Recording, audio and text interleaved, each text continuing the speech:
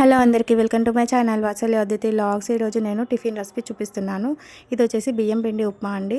ఎప్పుడు స్పెషల్ రవ్వ అలాగే బొంబాయి రవ్వతో కాకుండా ఇలా బియ్యం పిండితో కూడా ఉప్మా ట్రై చేయండి, చాలా బాగుంటుంది.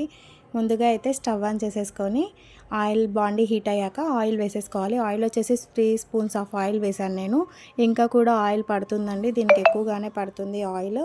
ఆయిల్ హీట్ అయ్యాక ఆవాలు, జీలకర్ర అలాగే కొంచెం శనగపప్పు, తర్వాత మనం చాప్ చేసి పెట్టుకున్న ఆనియన్, పచ్చిమిర్చి ఉంటాయి కదా, అవి కూడా వేసేసుకోవాలి. నేను పచ్చిమిర్చి కొంచెం తక్కువగానే తీసుకున్నానండి, మా పిల్లల కోసమని స్పైస్ కొంచెం తక్కువగా వేసాను.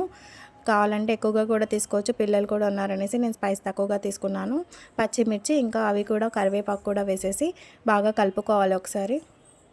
ఆనియన్, పచ్చిమిర్చి అలాగే కరివేపాకు కూడా కొంచెం రోస్ట్ అయ్యాకే నేను వాటర్ యాడ్ చేశాను. ఎందుకంటే అవి కొంచెం పచ్చి పచ్చిగా ఉంటేప్పుడే వాటర్ వేస్తే బాగోదు కదా, కొంచెం రోస్ట్ అయ్యాక వాటర్ వేస్తే కొంచెం టేస్ట్ కూడా డిఫరెంట్ ఉంటుంది. బియ్యం పిండిని కొంతమంది ఉప్పుడు పిండి కూడా అంటారు, మీకు తెలుసా? మేమైతే బియ్యం పిండి ఉప్మా అంటాము. అచ్చ తెలుగులో చెప్పాలంటే ఉప్పుడు పిండి అని కూడా అంటారు. 1.5 గ్లాస్ వాటర్ తీసుకున్నాను, అది పెట్టేసి 1.5 గ్లాస్ వాటర్కి 1.5 బియ్యం పిండి.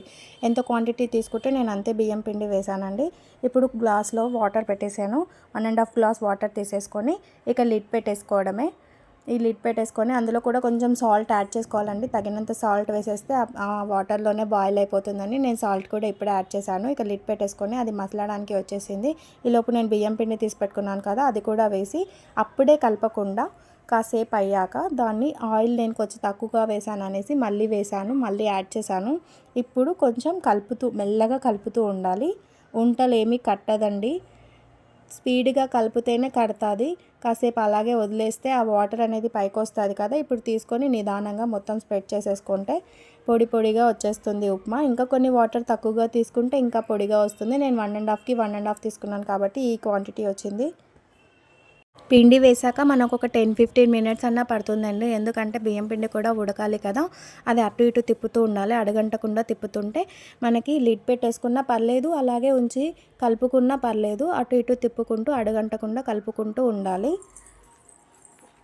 దీన్ని అల్లం పచ్చడితో తింటే సూపర్గా ఉంటుంది, లేకపోతే పుట్నాల పొడి, మామిడికాయ పచ్చడి ఏది పెట్టుకున్నా కాంబినేషన్ సూపర్గా ఉంటుంది.